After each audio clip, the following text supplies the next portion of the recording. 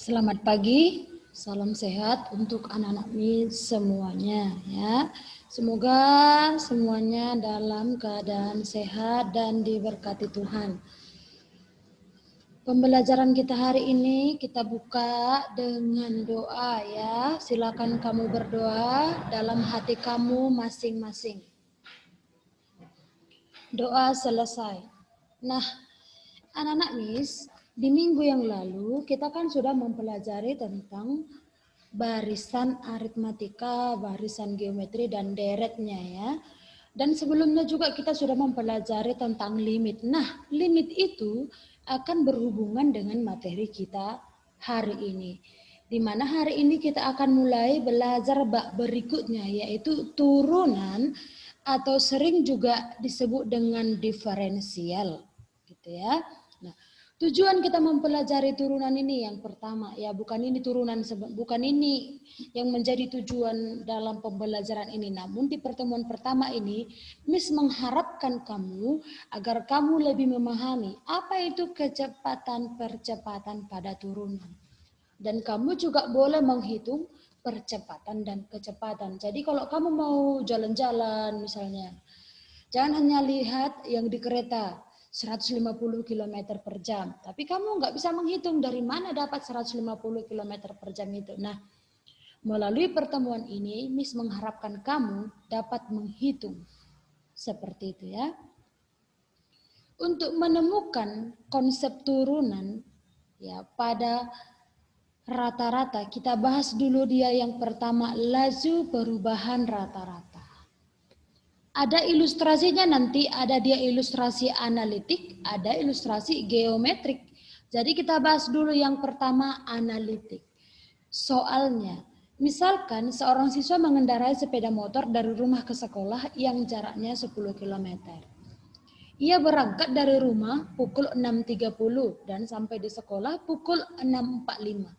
Hal ini berarti bahwa jarak sejauh 10 km ditempuh dengan waktu 15 menit atau seperempat jam. Dengan demikian, kecepatan rata-rata siswa tersebut mengendarai motor adalah, nah ini dibuat ya, V rata-rata. Miss rasa, di fisika kau sudah disuruh menghitung ya, mencari rata-rata, mencari kecepatan ya. Kecepatan, percepatan di fisika juga sudah kau bahas. Jadi ini kita tinggal mengikuti-ikuti saja, ya kan? Jangan bilang lagi kamu nggak mengerti. Ya. Jadi di sini untuk mencari kecepatan rata-rata, ingat kecepatan disimbolkan dengan V. Ya, kecepatan disimbolkan dengan V. V rat atau V rata-rata itu adalah kilometer per jam. Ya, untuk mencari kecepatan itu kita gunakan itu kilometer per jam. Tadi berapa jaraknya? 10 kilometer. Jamnya berapa? Seperempat jam. Berarti 10 kilometer per seperempat jam. Ya, sama dengan berapa?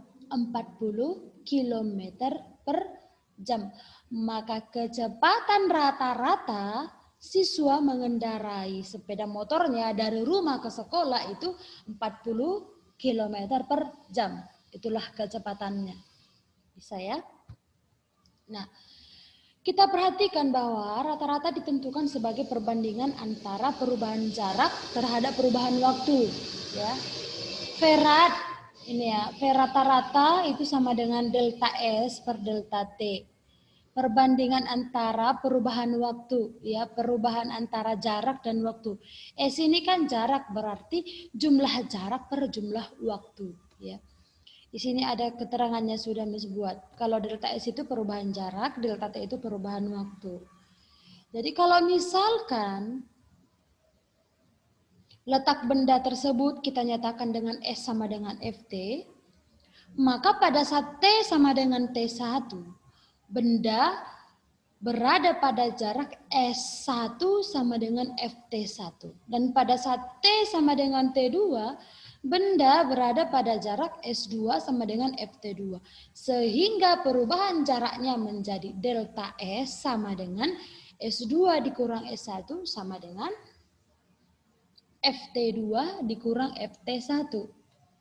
itulah dia perubahan waktunya. Kalau perubahan waktu delta T tadi berarti T2 dikurang T1. Yang paling besar dikurang paling kecil ya. Bukan angkanya tapi T-nya. Dengan demikian kecepatan rata-rata dalam selang waktu T lebih besar sama dengan T1, lebih kecil sama dengan T2. Membacanya ingat ya. T lebih besar sama dengan T1, lebih kecil sama dengan T2 adalah, ini dia kecepatan rata-ratanya. Berarti boleh kita gunakan delta S per delta T apabila, ini rumusnya apabila delta S-nya diketahui, delta T-nya diketahui. Kalau seandainya yang diketahui adalah S, apa tadi S itu? Apa tadi S? Jarak dengan waktu. Apabila dua jarak yang diketahui dengan dua waktu, maka kita gunakan S2 dikurang S1 per T2 dikurang T1. Ya, boleh juga apabila diibaratkan T itu dengan T1, ya, T itu dengan T2, maka digunakanlah rumus ini. FT2 dikurang FT1 per T2 dikurang T1. Jadi rumus ini yang mana saja pun kamu gunakan benar sesuai dengan permintaan soalnya. Sesuai dengan apa yang diketahui pada soalnya. Begitu kira-kira ya. Nah, katanya seorang siswa yang dari rumah mengendarai motor ke sekolah yang berjarak 10 km dalam waktu 15 menit. Ini grafiknya. Tadi T1 ini ya, T1 di sini dia. Lalu di mari dia udah sampai di tujuan T2. Maka di sini menjadi S T2 dengan FT2. Maka delta S-nya adalah FT2 dikurang FT1.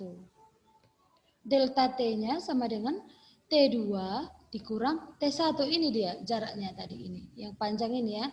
Yang garis lurus ini, inilah dia tadi lintasannya. Lintasan dia itu. Itu kalau digambarkan dalam sebuah grafik, ya. Nah, mari kita misalkan dulu R itu T1, FT1, itu koordinat awal ya dari rumah. Titik P-nya T2, FT2 itu koordinatnya apabila udah sampai di sekolah. Maka garis G tadi, garis G yang sebelumnya yang menghubungkan R dan S. Ah, itu dia. Berarti delta T sama dengan T2 dikurang T1, delta S-nya FT2 dikurang FT1. Sudut alfa yang dibentuk garis G tersebut bersumbu positif ya. Positif ya. Kalau di kelas 10 kan kita sudah belajar pada trigonometri ini berarti ada berapa nih? Kuadran pertama, kuadran kedua, kuadran ketiga, kuadran keempat. Jadi kalau dia di kuadran pertama berarti semua sudutnya bernilai positif ya. Maka dia katanya garis G dengan sumbu T bernilai positif. Nah, sehingga kita perolehlah kemiringan atau gradien garis MG sama dengan tangen alfa, delta Y per delta X sama dengan delta S per delta T sama dengan FT2 dikurang FT1 per T2 dikurang T1. Berdasarkan analisis secara analitik dan geometris, diperolehlah rumusnya. Ini laju perubahan. Ingat kalau yang tadi itu kecepatan rata-rata. Ya, kecepatan dari rata-rata. Jadi dari kecepatan rata-rata itu bisa kita temukan rumus untuk laju perubahan. Rumus laju perubahan yaitu adalah delta Y per delta T, delta Y per delta X sama dengan Fx2 dikurang Fx1 per X2 dikurang X1. Nah, kita mau mencari dulu laju perubahan sesaat. Ya, dengan analitik, ilustri analitik berarti ST sama dengan 5T pangkat 2. Ini kenapa ada 5 tadi? Ini misalkan sebuah bola jatuh bebas dari ketinggian tertentu. Jarak jatuhnya terhadap posisi semula sebagai fungsi waktu dilambangkan dengan rumus ini ya. Jadi kalau S itu adalah jarak jatuh bola terhadap posisi semula atau meter. T itu waktu yang diperlukan atau disimbolkan dengan detik. Maka pada saat T sama dengan 1 detik, bola turun sejauh S1 sama dengan 5 1 pangkat 2. Ini bentuknya ya, persamaannya 5T pangkat 2. Jadi setiap yang ada T kita ganti dengan 1, maka dia 5 meter. Kalau T-nya sama dengan 2, berarti 20 meter. Kalau T-nya sama dengan 3, berarti berapa? 3 pangkat 3, 9. 9 kali 5, 45 meter. Gitu dia, dan seterusnya. Demikian kecepatan rata-rata gerak bola dalam waktu T sama dengan 1 dan T sama dengan 2. Maka kita gunakan rumusnya V rad sama dengan S2 dikurang S1 per T2 dikurang T1. S2-nya 20 dikurang 5, T-nya tadi T2 dikurang T1. Maka didapatlah dia 10 meter per detik. Itulah laju perubahan sesaatnya ya, dengan analitik. Bisa kira-kira ya? Oke. Nah, sekarang mari kita misalkan sebuah benda bergerak dengan jarak benda S sebagai fungsi waktu T ditentukan oleh persamaan S sama dengan Ft. Ya. Dengan ketentuan T lebih besar sama dengan T1, lebih kecil sama dengan T1 tambah H. Maka V rata-rata boleh kita gunakan rumusnya delta S per delta T. Ft1 ditambah H dikurang Ft1 per H. Itu rumusnya ya. Maka V atau kecepatan sesaat itu sama dengan limit V rata-rata di mana H mendekati 0. Boleh juga dituliskan limit Ft1 tambah H dikurang Ft1 per H di mana H mendekati 0. Ya, jadi ini ada hubungannya dengan limit yang kita pelajari sebelumnya kemarin ya. Kalau secara geometris ini dia ada gambar dari sini. Ini yang menjadi delta X ya. Ini X, yang pertama ini X, lalu kemari itu X tambah H.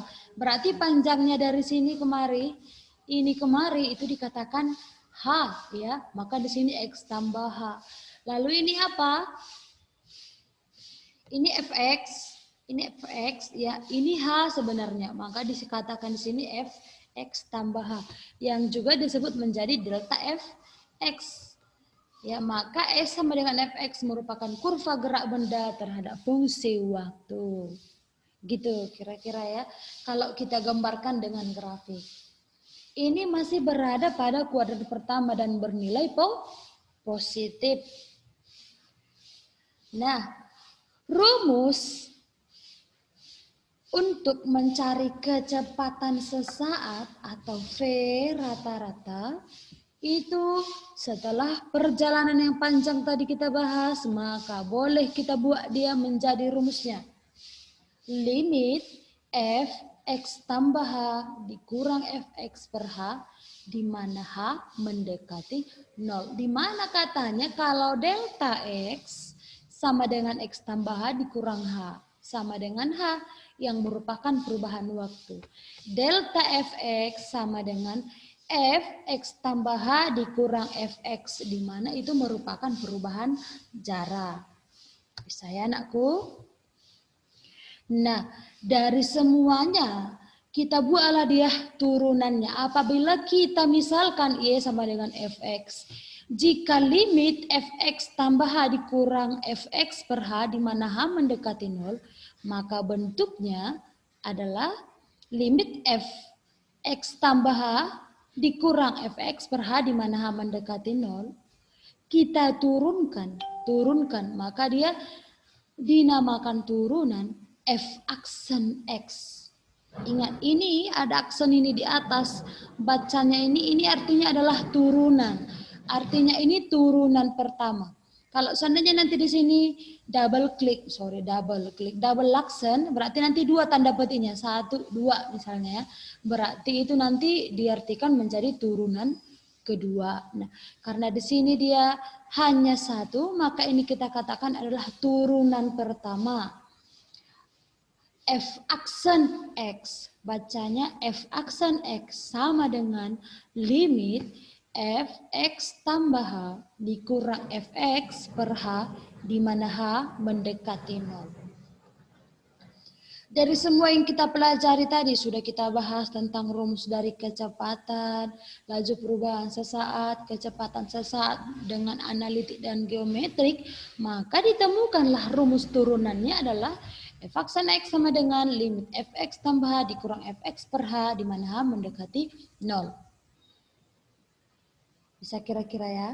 Nah, ada tugasmu.